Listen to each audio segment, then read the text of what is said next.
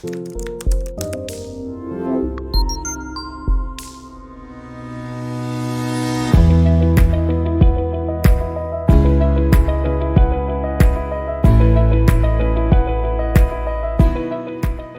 how are you? Formally, a big hello.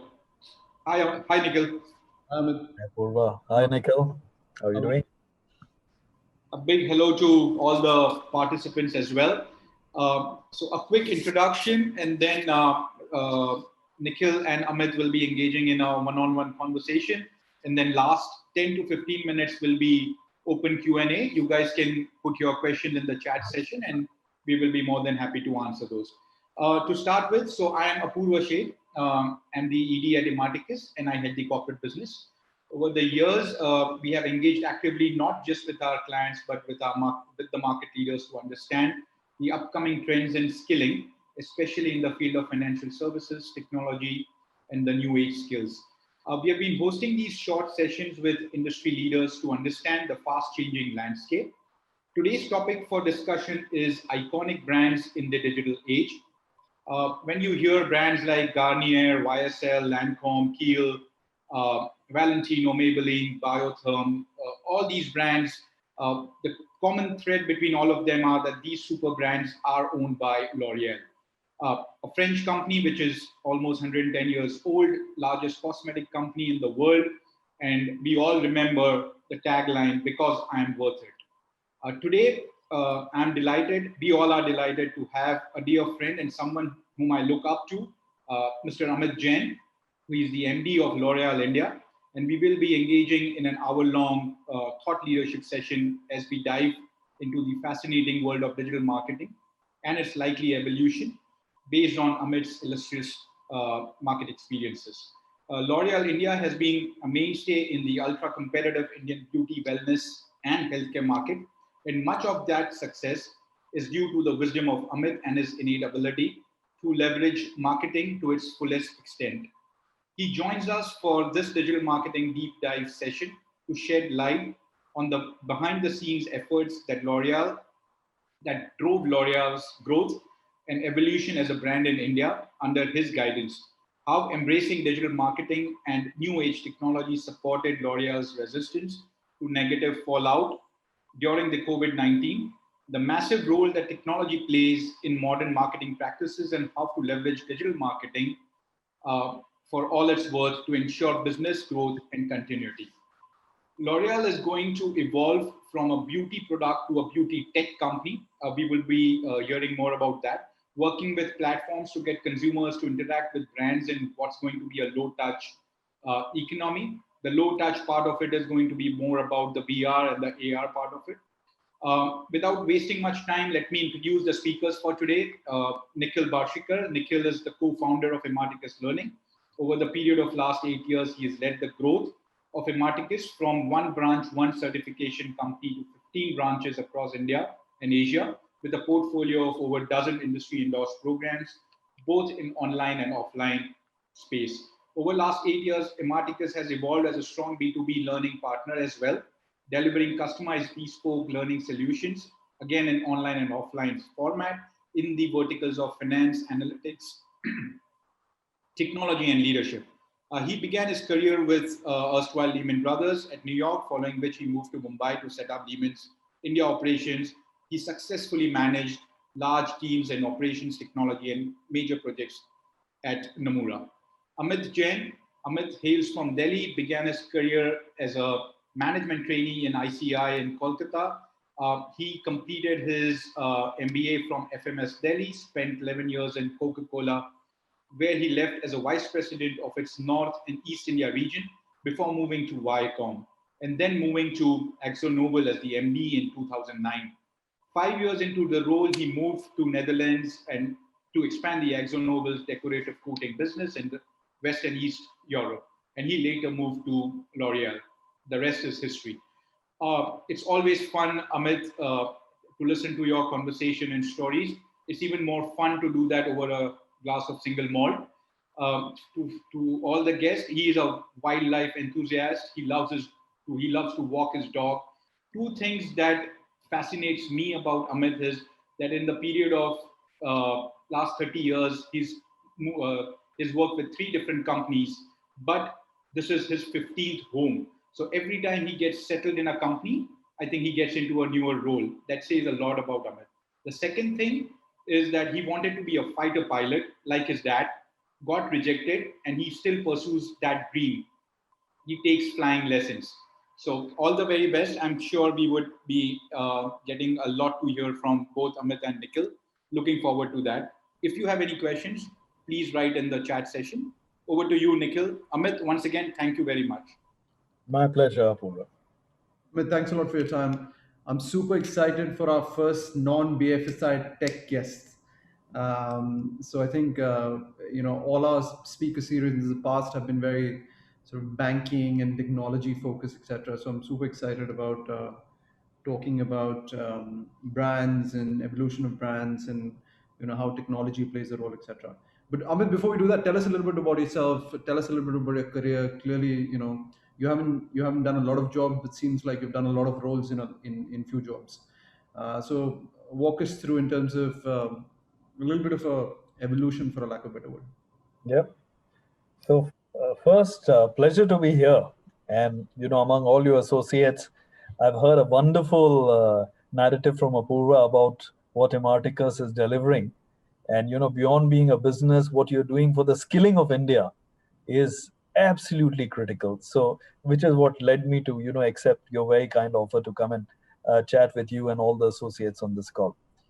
So, well, like a lot of us on this call, I come from a very middle class background. My dad was an Air Force officer, and in those days, and I'm talking about my growing up in the 70s and 80s, government servants were very prestigious, but means were very little. So I grew up on air bases, watching fighter jets moving every 2-3 years. Wherever you went, everybody was an uncle and auntie, regardless of religion, caste, creed, color, anything. So I think my early years, there were 2 things which I learned. One was the importance of being adaptable, and respecting different cultures. So we moved from the far east of India, Shillong, right up to the forward air bases in Adampur, Halwara, Pathankot, right on the border. Saw a couple of wars. So all these things lead you with huge respect for diversity, and how to take advantage of cultural differences. And the second thing, of course, no prizes for guessing that, a huge sense of national pride and the desire to serve the nation. So that's how I grew up. And I wanted to serve the nation by flying fighter jets. Well, that didn't happen. And I landed up in a boring corporate job. So I joined to work in what was then the second largest multinational in India, which has disappeared now. It got acquired, called ICI. Diversified company, did 6-7 roles. So I think the highlight for me was whenever there was an interesting role coming up, whether it's purchase or sales, I had a cushy marketing job, and they said, "Acha, factory chalani hai Kolkata mein. Jaoge?" I said, "Yes, sir." So I used to put up my hand for the most unlikely jobs. So, worked in communist West Bengal, helping run a factory as an assistant production manager as a 28-year-old. So once again, I think the sheer opportunity to learn is something which set me up for general management. And then in the early 90s, I joined Coca-Cola. And well before the word startup was invented, we were really a startup. There were 7 of us in a hotel room plotting how to launch Coke in India. So we acquired Parle with Thumbs Up, Limca, Gold Spot, Citra, those brands. And with that acquisition, we started launching Coke in late in 93. Coincidentally, the Shara is when Coke was launched, 2 days around the corner. So Coke is going to be completing 27 years in India. And so I spent 12 years helping build Coca-Cola across India. And then I moved to Bangkok, Singapore to help build up the businesses. I was running businesses across Southeast Asia. And that was great fun. Once again, huge lessons in cultural diversity and what it takes to build businesses in different countries. So, I was turning 40 at that time, and people say that, when you turn 40, you do funny things. People take whatever scuba diving lessons. They want to reinvent themselves. I joined MTV. Yeah. So it was a small, broken up little business. It used to do cute things, had lovely VJs. That's what it was meant for, but it was hardly a business. So it didn't take me too long to figure out that, India is a single TV household market and सब लोग एक ही programme देखते हैं, papa mummy Bunty Shunty सब लोग. So MTV का कोई future नहीं है. So we set up a joint venture called Viacom 18 and we launched Colors, which within the first 2 years, at that time became the top ranked television channel in India.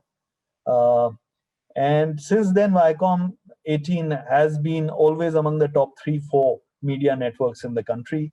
It was recently transacted where majority control went to an Indian company. So that gave me a lot of satisfaction. Then I ran Viacom for all of Asia out of Singapore. And after which I came back to my original company, which was ICI, which was then getting acquired by AkzoNobel, the world's largest paint company. So I came and ran a listed company out of India, which is Dulux Paints in India, basically. Yeah. And did that for a while and then did the same running that business for Western Europe. Out of Amsterdam, I was there for 5 years. And at that point of time, it was time to come back home. That nationalistic fervor always runs very strong. And that has been a defining force in my life. So I came back to India. L'Oreal always had French managing directors. And उन्होंने बोला चलो एक Indian को देख के करते हैं कि क्या होगा. So it's a part of a big experiment to see what Indians can do to run a French company in India. So let's see how it goes. And Amit, clearly you've done like paints and beverages, and now obviously cosmetics. Is that also a first that they've taken a non-cosmetic CEO to run the India business, or they've done that before? No. Absolutely a first. So first, a correction. We are not just cosmetic. Cosmetics is not even a third of our business. We are a beauty company. This is skin care, hair color. Cosmetics is just a small part of what we do. So we are overall beauty. Shampoo is like huge for us. Skin cream is huge for us, that kind of stuff. But yes, ultimately to your point, Nikhil, even though I've done diverse companies, what has been common is consumer brands, young audiences, large distribution. So that's what I've done for a living through my career. And which is why I guess, people look for basic principles at this stage of life. Like they say, leadership is fungible. You really don't know how to make the next hair color or the cream. What you really need is understanding consumers and making sure that you set up the right solutions against them. And that's what one has done, fortunately, for 3 global number 1 companies. So it's a coincidence, not that I went looking for it, but whichever company I worked for happened to be the number 1 globally in their own space. Fair enough. And Amit, let's talk a little bit about L'Oreal. Talk to us a little about, before we get into other topics, about the evolution of it. How I've heard you speak a few times, etc., talking about $1 billion business. I think you're close to $1 billion business. How has it evolved? It's been in India for a long time. It's not a new company in India, etc. So talk to us a little bit about more on the business side of L'Oreal. What are your aspirations? How has it moved, if you will? Mm-hmm. So for one thing, relative to our peer group, so our peer group, for the uninitiated on this call, are companies like Hindustan Lever, Procter and Gamble, Nivea, Marico. This is our peer group of companies. Now, what's common to most of these companies? They've been in India for 100 years. We've been in India for 25 years. So we are a young company first. So what we did was very well a long time back was we set up our own manufacturing in India. So we've got 2 factories in Pune and Himachal, and our own research and development, which is very rare. Because, in the beauty business, you make in one market and then you export to 2030. So India is gifted with its entire own beauty system. And within that, we've been fortunate that my predecessors have done a very good job of building two well-known brands. One is L'Oreal Paris, and the other is called Garnier. So these are our mass brands, is what we call them internally, FMCG. And then we've got a very nice professional business which goes to the salons. So immodest as it sounds, Nikhil, but L'Oreal pretty much helped build the entire salon channel in India. Before that, they used to be called beauty parlors, and people used to go there for epilation and threading, and auntie jaake cheezein karti thi. So professionalizing and inventing that whole channel is something which L'Oreal has done over the last 20 years. So it's built brands, it's built these very interesting channels, and very importantly, it's created a portfolio of products which are very India-centric. So we've got products which are made for Indian skin. Our hair color is uniquely suited for Indian hair texture and lengths, etc.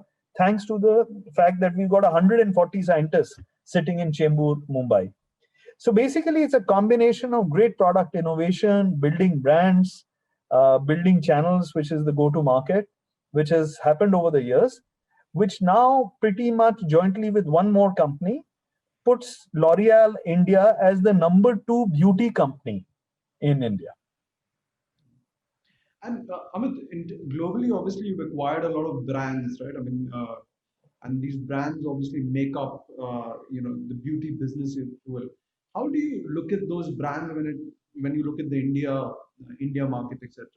What kind of thought process goes into it? Let's say we should do Kiehl's in India, maybe we shouldn't do Kiehl's in India. What kind of thinking or goes into it as you bring these brands to India? Sure. So, what's interesting is L'Oreal started as a single brand company, which is L'Oreal.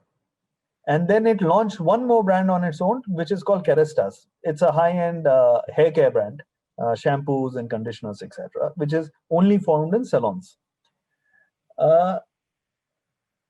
It, over the last 50, 60 years, has acquired more than 30 brands. Yeah. So what's common to this is these brands are only in the beauty space. So L'Oreal, among all the peer group companies which I named, is the most focused beauty company. It just does hair care, hair color, skin, cosmetics, nothing else. So we are totally focused. And that's how the brands were acquired. And the other thing which is common to our brands is they are aspirational. So whatever segment we are in, even if we are in a mass segment where you are competing with the Fair and Lovelies of the world, your brand Garnier is aspirational. So at any point of time, the ethos of L'Oreal has been beauty is, aspiring. And hence, the brands which we have always are aspirational. And the third thing which is common, it's interesting you talked about Kiehl's, and I'll take that example then, is that typically L'Oreal doesn't buy these mega brands. They buy young, small brands, and then they grow them up. So 20 years back, L'Oreal acquired an American brand called Kiehl's, which is essentially very natural skincare, which is made out of a pharmacy. Apothecary is what they call it, and you'll know that, Nikhil. And it was a tiny 30 million brand when they bought it 20 years back. Today, it's more than $1 billion. Euros, sorry. So it's a 8,000 crore brand on its own. So that's what really sets L'Oreal apart. Very, very great focus, aspirational beauty, early stage, grow it up yourself. And that is what defines the choice of brands which L'Oreal has. Sure. And from Amit, you talked about distribution, right? You talked about obviously B2C and then almost the salon business, for a lack of a better word. Talk to me how that's evolved, etc., and how if that's different when you compare it to your global businesses, or is it the same, or is India unique in that piece? And the follow-on question I'm going to ask you post that is the effect that businesses had specifically through sort of the pandemic, if you will. Yeah. Okay. So yeah, this is one of my favorite talking points. This is a case study in how a normal consumer product company can do things differently. So it's almost a case study in backward integration. So think about it. L'Oreal comes to India in the late 90s. We are, like I said, we are 25 years old. And this is, अरे salon channel ही नहीं है, क्या करें? Beauty parlor होते थे. And like people used to put kali mehndi on their hair, and that was India. So they decided to do it the hard way. They said, fine, we are going to train a generation of hairstylists and beauticians. So they went about it. The first investment, rather than the brand or anything, was training. They built up a training force and they started training some of these beauty parlors saying, would you like to upgrade? They say, हाँ, कैसे? We say, well, we are going to upgrade the consumer. The consumer जो dry powder काली मेहंदी लगाता है, we will get them to aspire to get, global quality hair color. And obviously spend more in the process. It's the business of beauty. And the way to do it is just one, sheer expertise of these hairstylists. So there's coloring stylists, there are cutting stylists. And over the last 20 years, we have systematically trained, I'll give you a sense of the scale, more than 2.5 lakh hairdressers across 40 to 50,000 salons. And most of them are people where we have not just trained this generation of hairstylists and hairdressers, which a lot of your audience must have visited, but we also have advised these entrepreneurs who own these beauty parlors to become salons. So what is the business of doing that? How do you sell an aspirational service? So rather than selling product, we train people to sell aspiration to Indian consumers, get them to invest in personal grooming, pride. Earlier, it was just women. Over the years, you won't believe this, but now almost half the people who come to salons in India are men. Yeah, it used to be 95% women 25 years back. And gradually, this entire consumer need has been created. The service staff, lakhs of them have been created. A network of salons has been created. And in the process, very, very importantly, more than 5 lakh jobs have been created. So we actually work with the Skill Building Council of India and advise them on job creation in this industry. Yeah, and of course, now we've got a 400 strong education team which does that. So that's what we've been doing, which is basically a big education commitment on training professional stylists to upgrade and uplift their skills, upgrade the consumers, give them best in class patterns, fashions, whatever is available on the hair care. And over the years, it has become a very, very successful business, which is creating a lot of value and jobs. So, Amit, not only are you creating a brand, right? You're creating an entire channel through this whole education business, through this education enablement, etc. Where does that confidence come from? To invest in that, because this is fairly long term. It takes. I mean, I'm in the education business. I know what it takes to train 2 lakh people or 2.5 lakh people, etc. So it's no small feat. I think very few people in India, few companies in India can say that they've trained so many people in a particular job, if you will. Where does that confidence or that foresight comes into it? Like, let's do this. Let's create this new category. Let's create this new market. And you know what? At the end of it, it's going to succeed because hindsight is 2020. Yeah. I'm relatively an outsider for L'Oreal since I've been around the place. What strikes me about L'Oreal is the sheer passion of the people. So it's a core value of this company, passion for beauty. So what happens is, in a company like this, I'm deviating a bit with your permission, Nikhil, before I answer your question. What gives you the confidence to do it? That's your question. So when I first joined L'Oreal, I'd gone to Paris to meet the team. And most people would get up, 45, 50-year-old men and women who are the top management of L'Oreal globally. They say, hi, I'm a L'Oreal baby. And I'll go, yeah, ye to baby nahi dikhta hai. By baby, they mean I started my career at L'Oreal. So people spend their life in L'Oreal. They're so passionate about it, they don't go anywhere else. So the confidence comes from raw expertise. I have never seen a company which is so good at what it does than L'Oreal. They're just too good at it. So they know over the years, because you've had, people rising up right from being a sales executive in the front line to the CEO of the company today. That person has got you build organization memory कि अच्छा जब हमने ये शुरू किया था Taiwan में, these were the mistakes we made, let's not make these mistakes in India. So you build organization memory, you build expertise, huh? Total domain expertise. And then most importantly, you build for the long term. So, L'Oreal is gifted, even though it's a public listed company with a share price of 280 euros, ultimately it's got two or three very large shareholders. There is the Betancourt Trust, the richest woman in the world. And then, wonder of wonders, the second biggest shareholder of L'Oreal is, hold your breath, Nestle. They own like more than 20% of the company. तो ये 2-3 बड़े share holder बैठते हैं table के चारों तरफ से, अच्छा अगले 20 साल में हम लोग क्या बनाएंगे. And these are the kind of calls, the bets which L'Oreal takes. And it's not a bet, by the way. So to your point, it's confident. They've seen it work somewhere.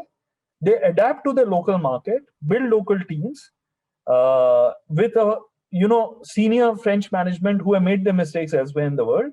And then they go about the business of building this. So the credit of building this channel actually went to an Englishman and a Frenchman. And then we got who trained a brilliant top management of Indians who today are running this business for us across Asia. In fact, my former colleague Asim, who used to run this, now is our head of Asia for this business. So it's a question of expertise, passion, dedication. Amit, talk to us a little bit about what COVID did for L'Oreal specifically. You had a massive retail presence. Your online sales, from at least from what I know, was still small compared to your offline sales, etc. How did you panic? Your first reaction was what was your first reaction, and what was your second reaction? And how did you manage that transition? Of course, I panicked, Nikhil. I can be open about it. In the month of April, our sale was. So we are a non-essential goods company. And those of you who remember what happened in March this year, Sarkar ne bola essential goods only. So that was Ram Nam Satya for us. Like, of course you panic. When you say, hey, nothing is happening, your whole company is locked up indoors, nothing moves, nothing, not one grain. So that is the first reaction, to be very honest with you. The second reaction is, okay, then you feel sorry for yourself. Now, what am I going to do in the future? So we created two sets of team. One team to do crisis management. Okay, as soon as the government starts, how will you start up your factories, your supply chain, your sales, etc., amidst these COVID times? That was crisis management. And then I focused a big part of our leadership and senior management on, okay, now you guys, the headline was, your job is beauty bounce back. How are you going to bounce back the beauty business in India, not in L'Oreal? Because we knew the consumers are going to be scared. Sure. And that team's job was to imagine the future. Ki what will happen? Jab khulne lagega, to what will be the fears, hopes, concerns of consumers? So it called for deep consumer understanding. So you won't believe it, when a company was shut down that month, we spent the maximum money on insights. Ki acha, what is the consumer saying? And not necessarily money, but a lot of online research, because we couldn't get out there, to be quite honest. And with that, we started reimagining what will be the behavior in the channels.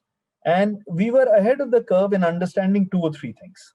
So one, the Indian consumer went back, a lot of the audience would have heard of the Maslow's hierarchy of needs. You start with basic needs, food, shelter, protection, education. Only then you come to higher order needs, going to malls, movies, and international holidays.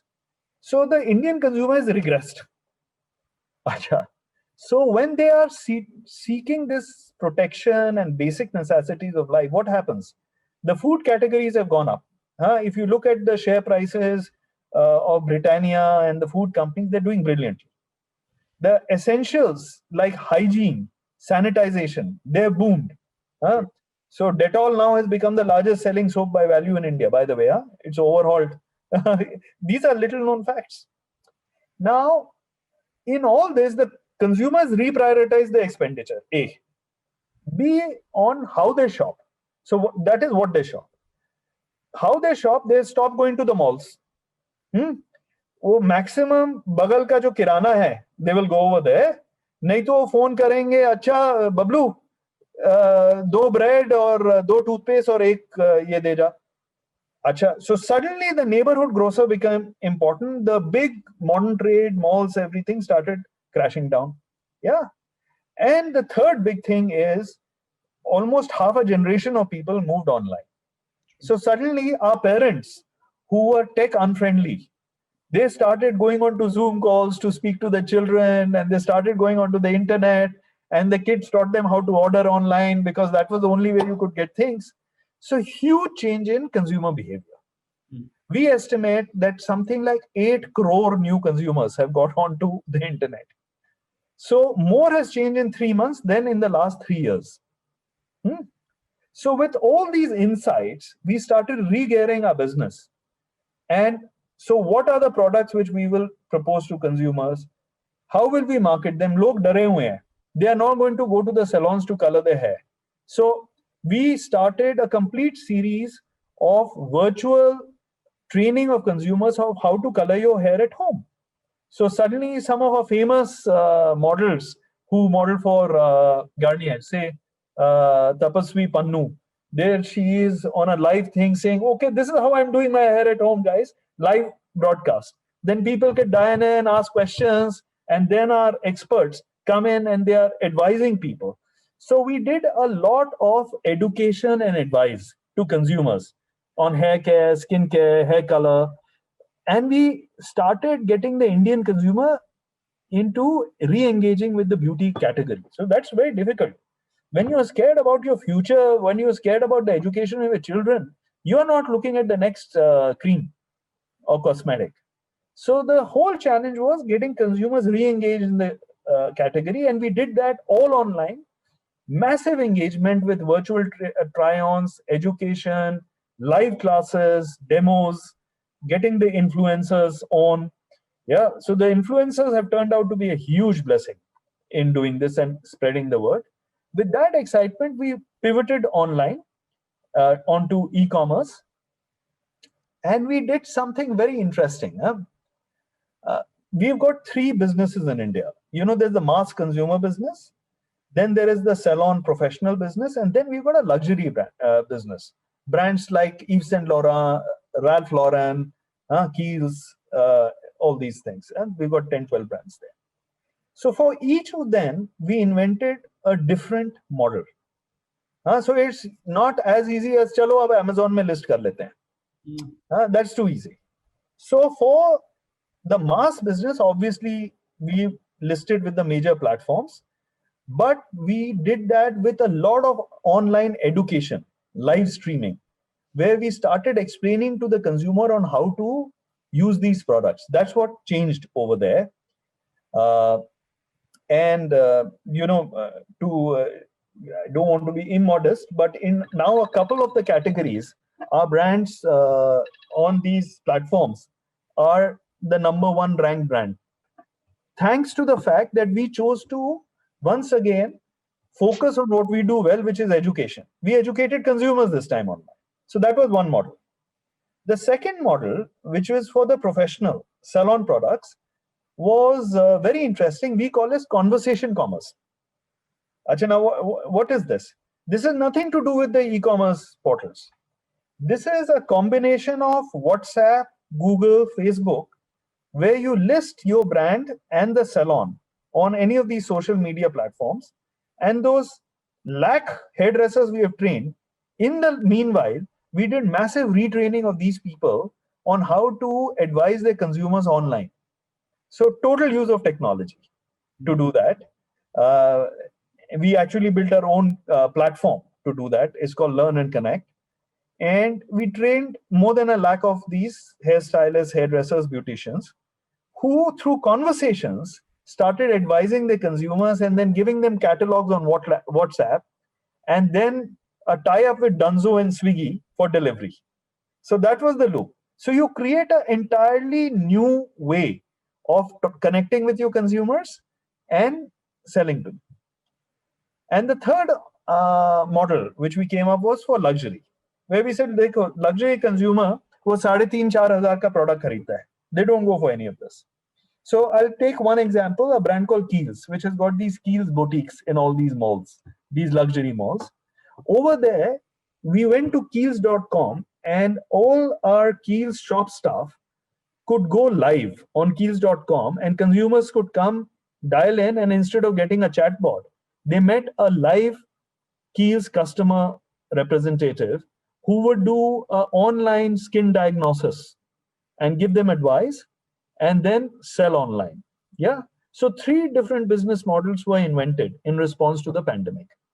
And obviously our share of sales online at a point of time before India really, before lockdown 4.0 or unlock 4.0, the bigger part of our sales was online and smaller was offline. So that is the amount of reinvention we had to do. Amit, I've heard you say that you're a beauty tech company. Mm-hmm. Tell me a little bit about how, I mean, it's I don't want to say a traditional industry, but it's, but how technology is affecting, your sort of, and it could be your entire sort of life cycle or your entire distribution, or could be the customer experience, could be multiple touch points, etc. But talk to me a little bit about that, and maybe you can talk a little bit about the skills that you are looking for now as you're looking to hire people, or you're looking to staff of your team. Are these skills different from the when you were running maybe the Coke business, the Coca-Cola business? How has that skills change as it pertains to, how has technology affected the business, one? And second is how the skills that you're looking for as it pertains to that change. Maybe you can talk a little bit about both of those. Right. Yeah. So the point you made, how different is it from the other consumer products which I've dealt with? Heaven and earth. Huh? So at this stage of my career, it's a blessing for me that I'm learning again. So in the last few years, I have learned more than I did for big parts of my career. So it is completely different what we are doing through technology. And let me explain. So, very high level, where is technology working? Technology is working on how we are building brands, which is digital media now. So to give you a sense, almost half our commitments now on building brands, on communication, is no longer the 30-second commercial, but it's online brand building, half. So that is huge, the pivot over there. That is one area where technology, and I'll give you examples of each one of them. The second big area where technology is being applied is on virtual try-ons. So जब consumer is scared of going out, बाहर नहीं जाना पड़ता है, how do you give that consumer the same experience they used to get in a shop or in a salon, now sitting in the safety of their home? So this is the whole area of virtual try-on. The third area which we are applying technology on is personalization. And the fourth obvious one is data and analytics. The fifth is around supply chain. I can go on, and I'll give you 11 examples, but let me focus on the top 4. Sure. So first, let's pick up media.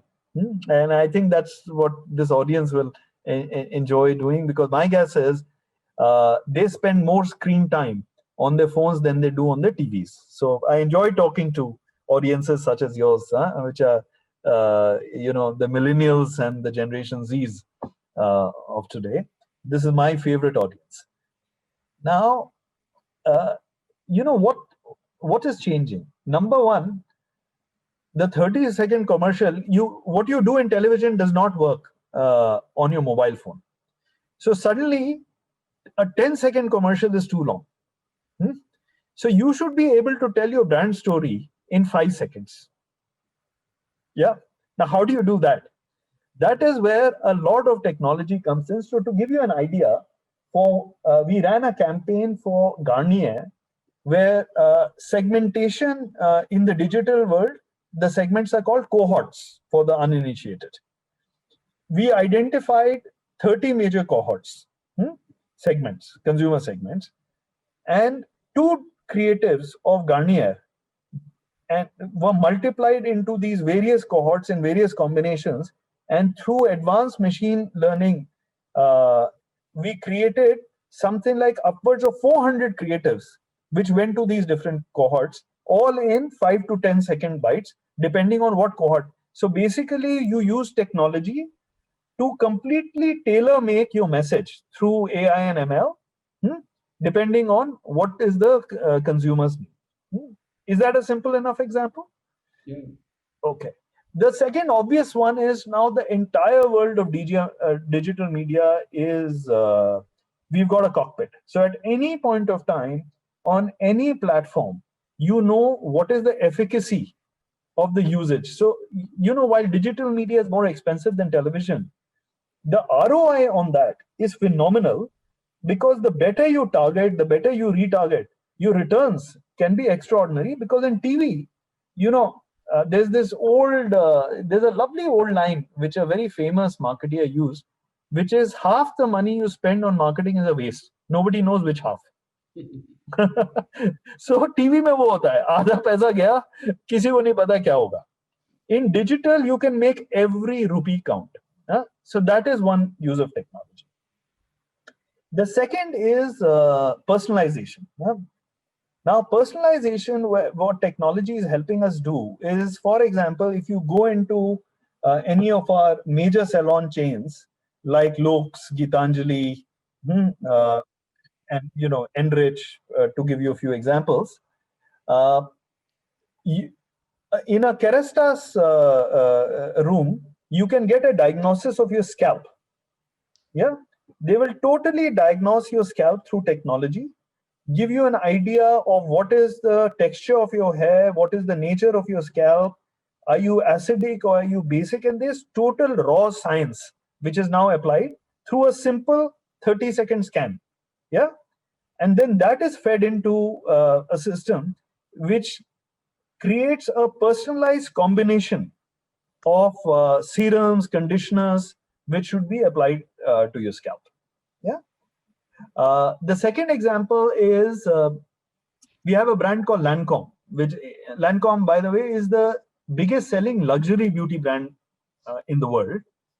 Over there, they have something called foundation. Now, this is more for the women on this call. So India has got the maximum number of skin types globally. Yeah, we have more diversity than the rest of the world. We've got 32 skin types. Acha. So major, and beneath that there are a few hundreds if you go into texture, dryness, and all that. I'm just talking about the major color things. So now technology allows you to analyze the skin type and give you a personalized combination of foundation which is perfect for your skin type. So that is how personalization, and I can give you 2 or 3 examples, but I think let's move on. The third bit is virtual try-ons. So fortunately, just before the pandemic, we acquired a very interesting augmented reality company called Modiface. Modiface, Canadian company. You go there, take a picture, a video, and then Modiface will tell you, Acha, I want to these gray hair. How will they look if I color them brown? And boom, Acha, give me a lighter shade of brown. Boom. Can I have a blonde tinge over here? Boom. So that is what it does. And then it does it for makeup, it does it for skin, etc.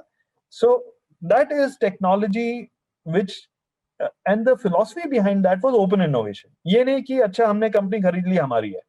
Then you put it on Facebook and you put it on all kind of social media, and it's open to all. It's democratic. Our competitors can use it.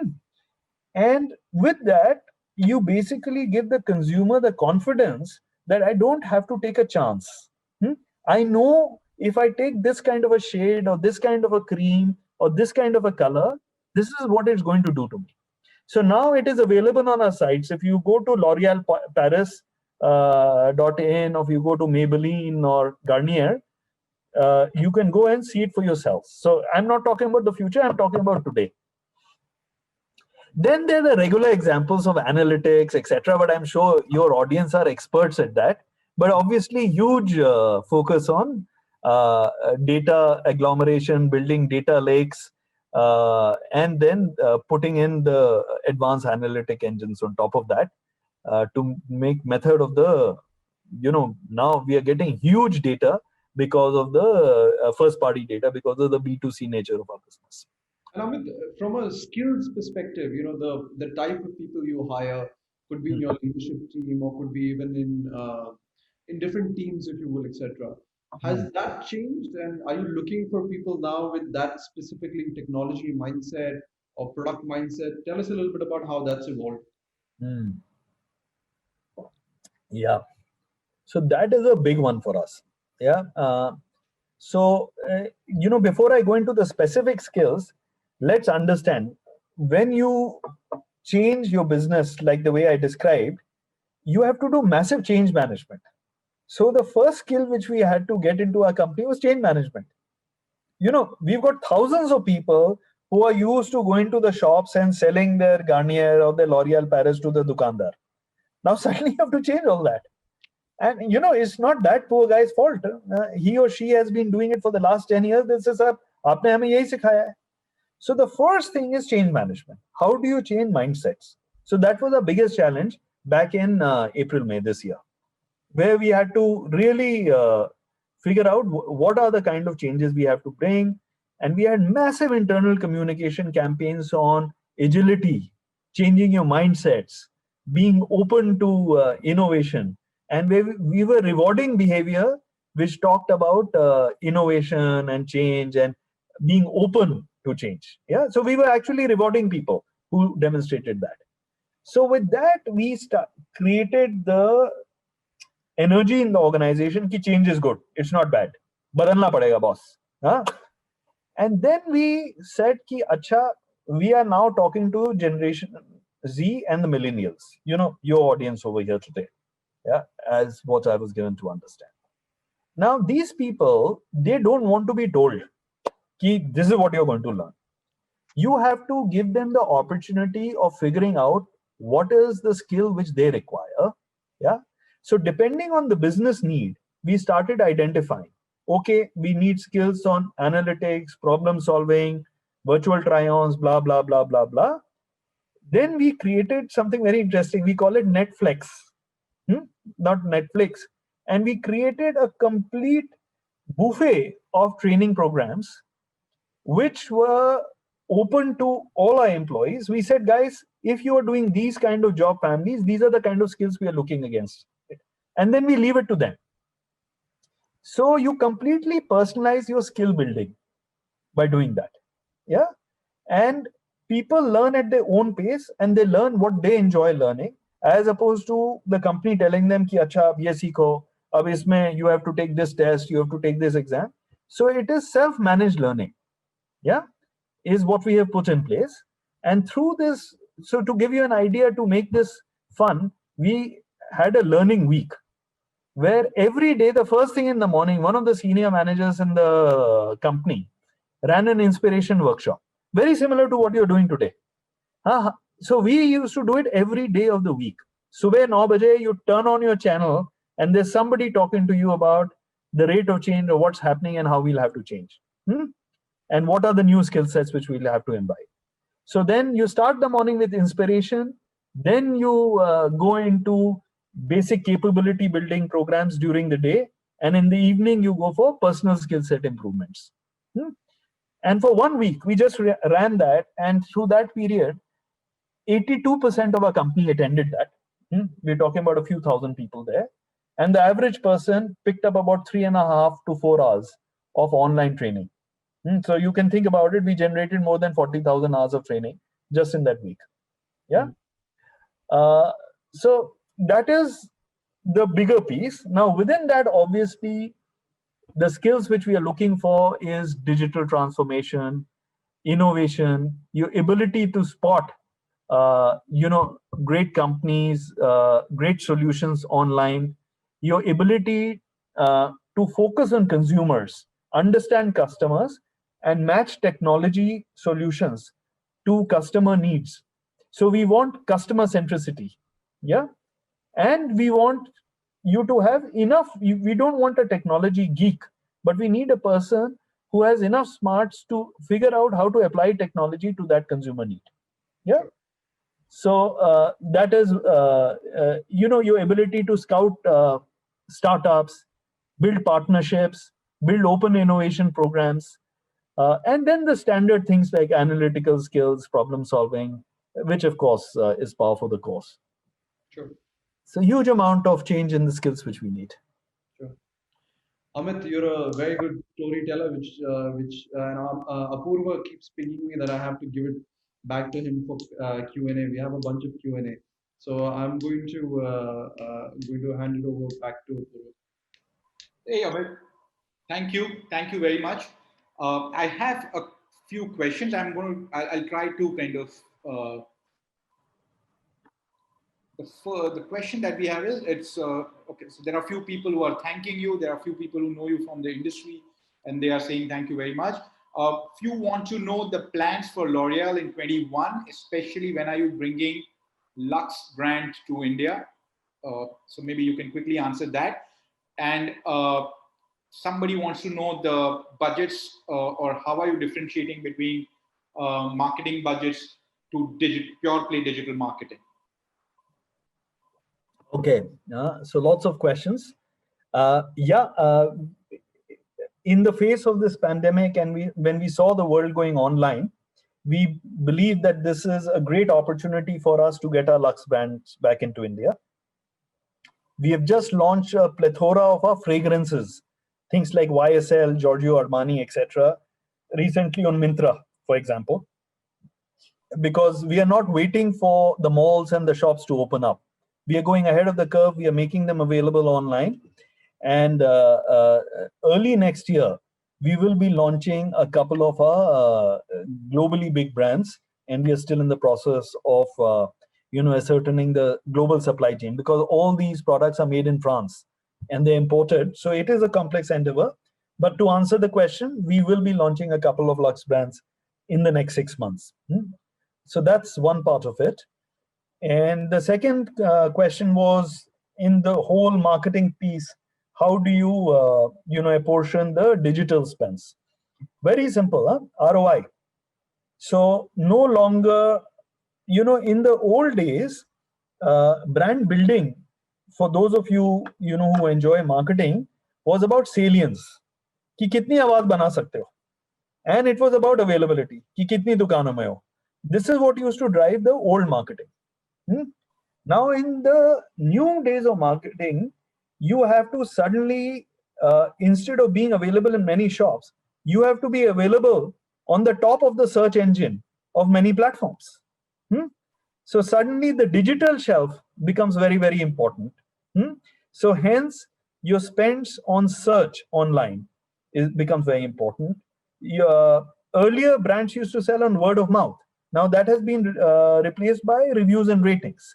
So then your ability to work with influencers on reviews and ratings becomes important. So over a period of time, depending on the ROI of traditional media versus digital media, we can see a meter sharply swinging towards digital media on that construct. Thanks. I'll ask two more questions. One is, can you talk a little bit about L'Oreal Digital Lab? That's one. And second, is your online consumer different from offline, or they are the same people who are from offline, they are moved to online?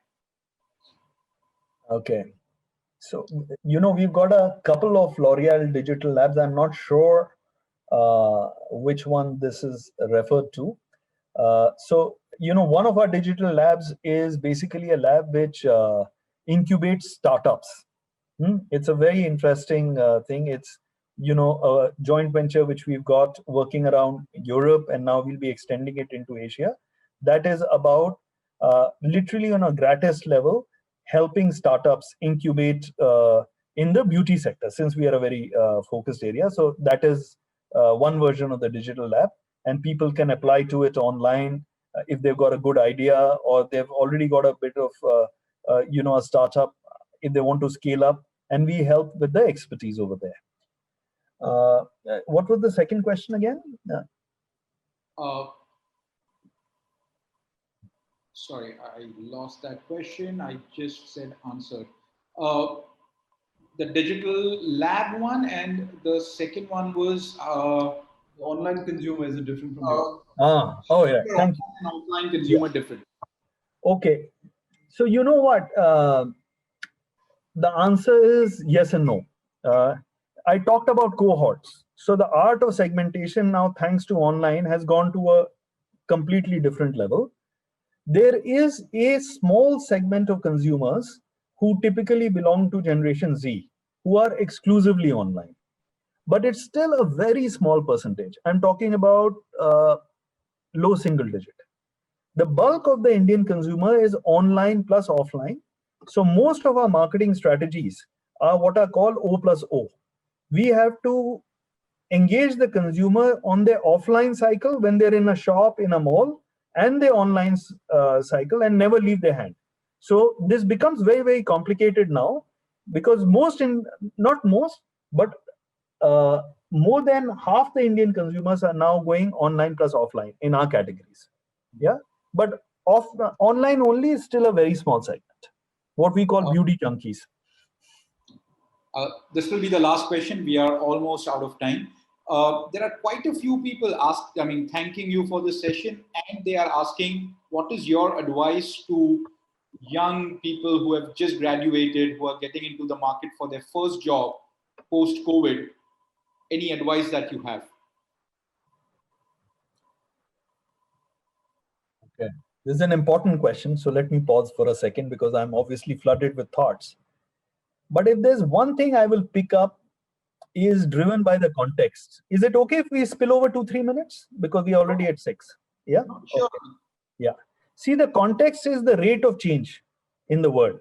Yeah. So more change has happened in the world in the last 20 years than it did in the previous 200. Yeah.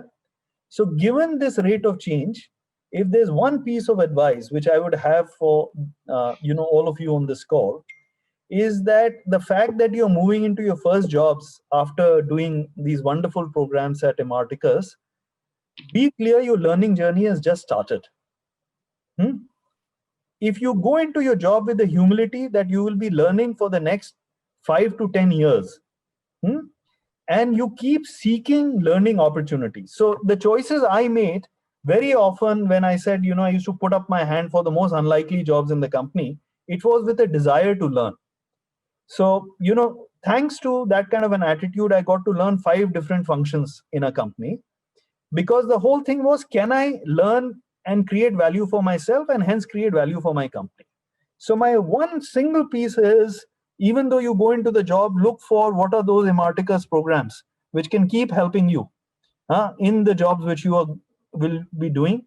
Keep educating yourself at any point of time, because that is what is going to create competitive advantage with the world changing at the rate it is today. Great. So I think we are done. Amit, thank you very much. We really enjoyed this.